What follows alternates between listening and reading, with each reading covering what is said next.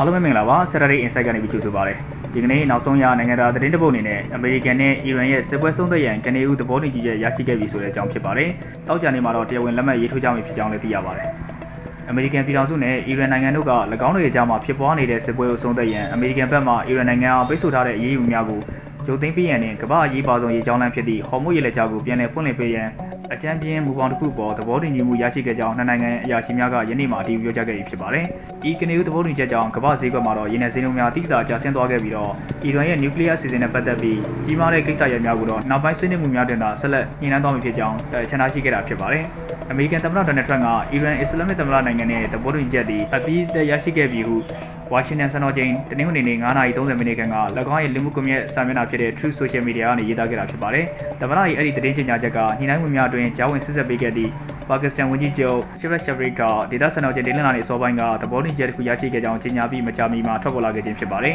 ။အမေရိကန်သမ္မတကမူအဲ့ဒီသဘောတူညီချက်ကြောင့်ကမ္ဘာတဝန်းလုံးသို့ရင်းနှီးများပြန်လည်စီးဆင်းလာတော့မည်ဖြစ်ကြောင်းထပ်မံပြောကြားခဲ့တာဖြစ်ပါတယ်။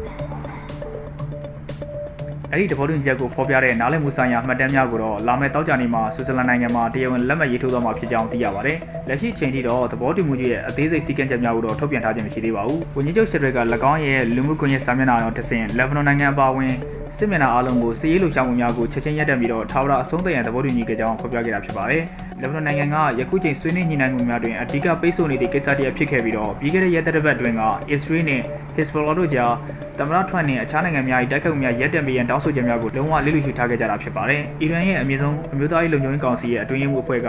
ထုတ်ပြန်ကြေညာတဲ့အချက်တစ်ခုမှာတော့ဒီနေ့နေ့မှာစတင်ကလက်ဘနွန်အပါအဝင်စစ်မျက်နှာအားလုံး၌စစ်ပွဲမျာ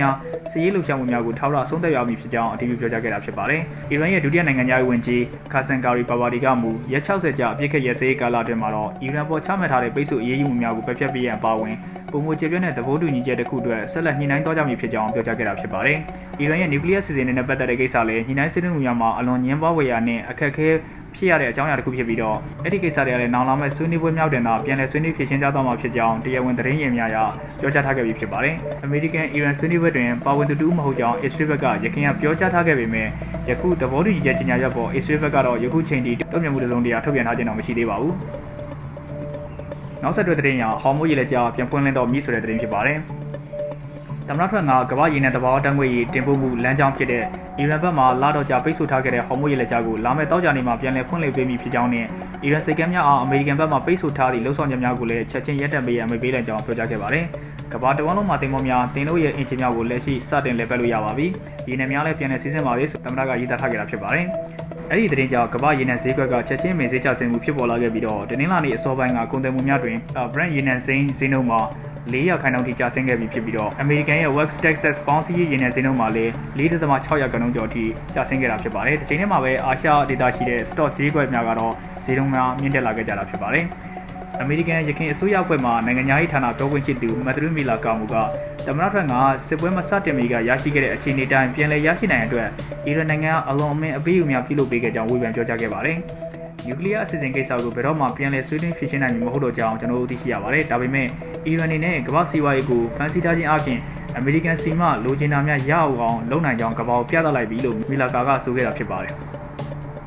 ဆက်လက်တဲ့ရင်ကစစ်ပွဲရဲ့တက်ရောက်မှုနဲ့ပြည်တွင်းနိုင်ငံရေးအကြောင်းဖြစ်ပါတယ်။ပြီးခဲ့တဲ့ဖေဖော်ဝါရီလ28ရက်နေ့ကအမေရိကန်နဲ့အစ္စရေးတို့ပူးပေါင်းကအီရန်နိုင်ငံကိုစတင်တိုက်ခိုက်ပြီးတဲ့နောက်ပိုင်းမှာတော့ယနေ့ချိန်ထိအီရန်နဲ့လက်ဘနွန်နိုင်ငံများတွင်လူပေါင်းထောင်နဲ့ချီပြီးတည်ဆုံခဲ့ပြီးဖြစ်ပါတယ်။အီရန်ဘက်မှလည်းအစ္စရေးနဲ့ပင်လယ်ကွေ့အမေရိကန်စစ်အခြေစိုက်စခန်းများတည်ရှိတဲ့နိုင်ငံများကိုပြန်လည်တိုက်ခိုက်ခဲ့တဲ့ပြင်ဟော်မုတ်ရေလက်ကြားကိုလည်းထိရောက်စွာပိတ်ဆို့ထားခဲ့တာကြောင့်ကမ္ဘာစွမ်းရည်နဲ့ရေနံဈေးနှုန်းတစ်ခုလုံးမြင့်တက်ခဲ့ရပါတယ်။ယခုလက်တုံ့ပြန်မှုအနေဖြင့်အမေရိကန်စစ်တပ်ကလည်းအီရန်စစ်ကမ်းများကိုပြန်လည်ပိတ်ဆို့ခဲ့တာဖြစ်ပါတယ်။အီရန်နိုင်ငံနဲ့ဖြစ်ပွားခဲ့တဲ့အဲ့ဒီစစ်ပွဲကပြည်တွင်းနိုင်ငံရေးတွင်လည်းသမ္မတထရန့်ရဲ့၎င်းရဲ့ Republican ပါတီဝင်များအတွက်ကြီးမားတဲ့အားနည်းချက်တစ်ခုဖြစ်လာခဲ့ပြီးတော့လာမယ့်နိုဝင်ဘာလအလဲပိုင်းမှာရွေးကောက်ပွဲမတိုင်ခင်ပြည်သူလူထုရဲ့တက်စီစင်းတို့များမြင့်တက်လာမှုပေါ်အလွန်ပဲစိတ်ပြတ်နေကြောင်းစစ်တမ်းများကဖော်ပြထားပါတယ်။တချိန်တည်းမှာပဲအီရန်နဲ့နျူကလ িয়ার စီစဉ်လုံးဝပိတ်သိမ်းပြရမယ်လို့အခိုင်အမာပြောဆိုကြတဲ့၎င်းရဲ့ကိုပိုင်ပါတီဝင်များဘက်ကလည်းဖိအားပေးခြင်းခံနေရပြီဖြစ်ပါတယ်။အီရန်နိုင်ငံနဲ့ပတ်သက်၍အမြဲတမ်းအမာခံဖြစ်ရပ်တည်ခဲ့တဲ့ Republican အမတ် Lindsey Graham ကမူယခုသဘောတူညီချက်ကိုချီးကျူးမှုရှိခဲ့တော်လဲနျူကလ িয়ার စီစဉ်နဲ့ပတ်သက်ပြီးနောင်လာမယ့်ညှိနှိုင်းမှုများကိုအနီးကပ်စောင့်ကြည့်သွားမည်ဖြစ်ကြောင်းပြောကြားခဲ့တာဖြစ်ပါတယ်။ကျွန်တော်တို့နိုင်ငံဥပဒေအရအီရန်နဲ့ပြုလုပ်တဲ့မြေတိနျူကလ িয়ার ဆွေးနွေးသဘောတူညီချက်မဆို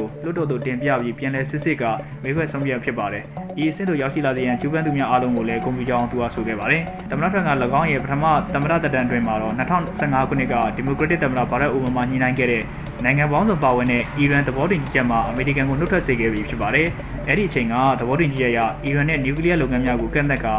နိုင်ငံတကာစစ်ဆေးမှုများခံယူတဲ့သဘောတူညီပါကအီရန်ပေါ်ချမှတ်ထားတဲ့ပိတ်ဆို့အရေးယူမှုများကိုပယ်ဖျက်ပေးရန်သဘောတူညီခဲ့ကြတာဖြစ်ပါတယ်။အဲ့ဒီနောက်မှာတော့အီရန်ဘက်ကလည်းယူရေနီယံတပ်ဆင်ထားတဲ့ထုတ်လုပ်မှုတွေကိုတိုးမြင့်ခဲ့ပြီးတော့လက်နက်အဆင့်တန်းနီးပါးအထိတပ်ဆင်ထားတဲ့ပစ္စည်းပေါင်း400ကီလိုဂရမ်ကျော်ပေါင်900ခန့်အထိထုတ်လုပ်တူလောင်ထားခဲ့တာဖြစ်ပါတယ်။အဲဒီလိုတူလောင်ထားတဲ့ယူရေနီယံများနဲ့အနာဂတ်ကိစ္စကလာမယ့်ညှိနှိုင်းမှုများမှာအဓိကအချက်ချကြလာမယ့်အကြောင်းအရာတစ်ခုဖြစ်လာတော့မှာဖြစ်ပါတယ်။ဆက်လက်ပြီးတော့အစ္စရေးရဲ့သဘောထားနဲ့ကွဲလွဲမှုများအကြောင်းတင်ပြပေးချင်ပါတယ်။တနင်္ဂနွေနေ့ကအစ္စရေးဘက်ကနေလက်ဘနွန်နိုင်ငံကိုထပ်မံတိုက်ခိုက်ခဲ့တော့လေဤတိုက်ခိုက်မှုကြောင့်အီရန်နဲ့အမေရိကန်ကြားသဘောတူညီချက်ရရှိရန်လှုံ့ဆော်နေမှုမှာရက်တက်မသွားဘဲနဲ့ပြီးတော့အောင်မြင်ခဲ့ပါတယ်။အဆိုပါတိုက်ခိုက်မှုပေါ်အီရန်နဲ့ထရန့်တို့ဘက်ကလည်းပြင်းထန်စွာဝေဖန်ခဲ့ကြတာဖြစ်ပါတယ်။အစ္စရေးဝန်ကြီးချုပ်ဗဂျမင်နေတန်ယာဟုကလက်ဘနွန်အတွင်းစီးလှုပ်ရှားမှုများကိုလျှော့ချပြီးရင်အမေရိကန်ဘက်မှတောင်းဆိုချက်နဲ့ပတ်သက်၍သမ္မတထရန့်ရဲ့သဘောထားကွဲလွဲခဲ့ကြပြီးတော့အဲ့ဒီကိစ္စကအမေရိကန်နေဖြင့်အီရန်နဲ့သဘောတူညီချက်ရရှိရန်ကြိုးပမ်းနေမှုကိုအဟန့်တားဖြစ်စေခဲ့ပါတယ်။အီရန်ဘက်မှလည်းလက်ဘနွန်နိုင်ငံတွင်မြည်သည့်အချိန်မဆိုစီးရေးအရာလွတ်လပ်စွာလှုပ်ရှားပိုင်ခွင့်ကိုဆက်လက်ကင်ဆွဲထားမှာဖြစ်ပြီးတော့အီရန်ဘက်ကမူလက်ဘနွန်ဒေသတစ်ခုလုံးကိုအပြစ်ကလုံးဝရစရေးကို၎င်းတို့တောင်းဆိုချက်မှာအဓိကထည့်သွင်းထားခဲ့တာဖြစ်ပါတယ်။အစ္စရေးသတင်းဌာနအန်ထရေရဲ့ဖော်ပြချက်အရသမ္မတထွန်းကတနင်္ဂနွေနေ့ကဝန်ကြီးချုပ်နေတန်ယာဟုထံဖုန်းဆက်ပြီးတော့ငြိမ်းချမ်းရေးသဘောတူညီချက်ရရှိရန်တိုးတက်လှုံ့ဆော်နေမှုများအကြောင်းရှင်းလင်းပြောကြားခဲ့ပြီးဖြစ်ကြောင်းအစိမ့်မြင့်ရရှိသူကပြောကြားခဲ့တာဖြစ်ပါတယ်။ New York Times သတင်းစာနဲ့တွေ့ဆုံမေးမြန်းမှုတစ်ခုမှာတော့သမ္မတထွန်းကဝန်ကြီးချုပ်နေတန်ယာဟုကအလွန်ခက်ခဲသည့်ပုဂ္ဂိုလ်ကိုခေါ်ခဲ့ပြီးတော့အီရန်နိုင်ငံအားနျူကလ িয়ার လက်နက်ပိုင်ဆိုင်ခြင်းမှာကာကွယ်ပေးခဲ့သည့်အတွက်၎င်းကကျေးဇူးတင်ခဲ့ကြောင်းပြောကြားခဲ့တာဖြစ်ပါတယ်။အရှေ့လယ်ပိုင်းဒေသပြင်ပမှာရှိတဲ့နိုင်ငံများအနေနဲ့ဒေသတွင်းပဋိပက္ခများကိုအနည်းငယ်စောင့်ကြည့်ခဲ့ကြပြီးတော့ယခုသဘောတူညီချက်များကိုလည်းကြိုဆိုခဲ့ကြပါတယ်။ဗြိတိန်၊ဂျာမနီ၊ပြင်သစ်နဲ့အီတလီနိုင်ငံတို့ကပူးတွဲထုတ်ပြန်လိုက်တဲ့ကြေညာချက်တစ်ခုမှာတော့အီရန်နေဖြင့်၎င်းရဲ့နျူကလ িয়ার စီစဉ်များကိုကန့်သတ်ရန်ရှင်းလင်းစစ်ဆေးပြီးသည့်အစီအများလှုံ့ဆော်ပါကအီရန်ပေါ်ချမှတ်ထားတဲ့မိမိတို့ရဲ့ပိတ်ဆို့ရေးမှုများကိုပယ်ဖျက်ပေးရန်သိရှိကြောင်းပြောကြားခဲ့တာဖြစ်ပါတယ်။ဗြိတိန်ဝန်ကြီးချုပ်ကီယာစတမာကယခုခါမှာတော့ဟော်မုတ်ရေလက်ကြားမှာမြည်သည့်အကန့်အသတ်မှမရှိဘဲလွတ်လပ်စွာတော်လှန်နိုင်မှုကိုပြန်လည်ရရှိအောင်လှုံ့ဆော်ရမည်ဖြစ်ကြောင်းနဲ့အီရန်နေဖြင့်နျူကလ িয়ার လက်နက်တစုံတရာဘယ်တော့မှမပိုင်ဆိုင်စေရန်သိကြစေရမည်ဖြစ်ကြောင်းပြောကြားခဲ့တာဖြစ်ပါတယ်။သဘောတူညီချက်မထွက်ပေါ်မီပင်အီရန်စစ်မှန်ရရှိသူကရိုက်တာသတင်းဌာနကိုပြောကြားရမှာတော့မူချမ်းသဘောတူညီချက်အရအမေရိကန်နဲ့အီရန်ရဲ့ပိတ်ဆို့ထားတဲ့ဒေါ်လာ25ဘီလီယံကိုပြန်လည်လွှဲပြောင်းပေးရန်သဘောတူရမည်ဖြစ်ကြောင်းနဲ့သို့တော်လည်းသမ္မတထရန့်ဘက်ကမူငြိမ်းချမ်းရေးသဘောတူညီချက်ပါစီကံချက်အားလုံးကိုအီရန်ဘက်ကပြည့်မီမှသာထိုငွေကြေးများကိုပြန်လည်လွှဲပြောင်းပေးမည်ဖြစ်ကြောင်းရခိုင်နယ်ကပြောကြားထားခဲ့ပြီးဖြစ်ပါတယ်။အဲ့ဒီသဘောတူညီချက်မထွက်ပေါ်မီပင်ပြောကြားခဲ့တဲ့အမေရိကန်ရရှိတဲ့ဥက္ကမူအဲ့ဒီသဘောတူညီချက်ကနောက်ဆုံးမှာအီရန်ရဲ့နျူကလ িয়ার စီရင်တစ်ခုလုံးကိုဖျက်သိမ်းပြစ်မည်ဖြစ်ပြီးအလွန်မင်းတန့်စင်ထားတဲ့ယူရေနီယံတူလောင်မှုများကိုလည်းဖျက်ဆီးကနိုင်ငံပြင်ပသို့ထုတ်ပြရမည်ဖြစ်ကြောင်းပြောကြားခဲ့တာဖြစ်ပါတယ်။တစ်ဖက်မှာအီရန်စစ်မှန်ရရှိကမူ၎င်းတို့နေဖြင့်နျူကလ িয়ার လက်နက်ပြုလုပ်ရန်ရှာဖွေထားကြောင်းညှင်းဆိုထားပြီးတော့သဘောတူညီမှုမူကြမ်းအရ၎င်းတို့၏တန့်စင်ထားတဲ့ယူရေနီယံများကိုနိုင်ငံတွင်း၌ပင်ပြန်လည်လျှော့ချနိုင်ခွင့်ရှိကြောင်းပြောကြားခဲ့တာဖြစ်ပါတယ်။ဒါကတော့အမေရိကန်နဲ့အီရန်တို့ကြားသဘောတူညီချက်တစုံတရာရရှိခဲ့ပြီးတော့လာမယ့်တောက်ကြနေမှာဆွစ်ဇာလန်နိုင်ငံမှာလက်မှတ်ရေးထိုးကြမယ်ဆိုတဲ့အကြောင်းဖြစ်ပါတယ်။အားလုံးကျေးဇူးတင်ပါတယ်။နောက်ထပ်နိုင်ငံတကာသတင်းတစ်ပုဒ်မှာပြန်လည်တွေ့ဆုံကြပါမယ်။ကျေးဇူးတင်ပါတယ်ခင်ဗျာ။ So it is clear they must never be allowed to develop a nuclear weapon.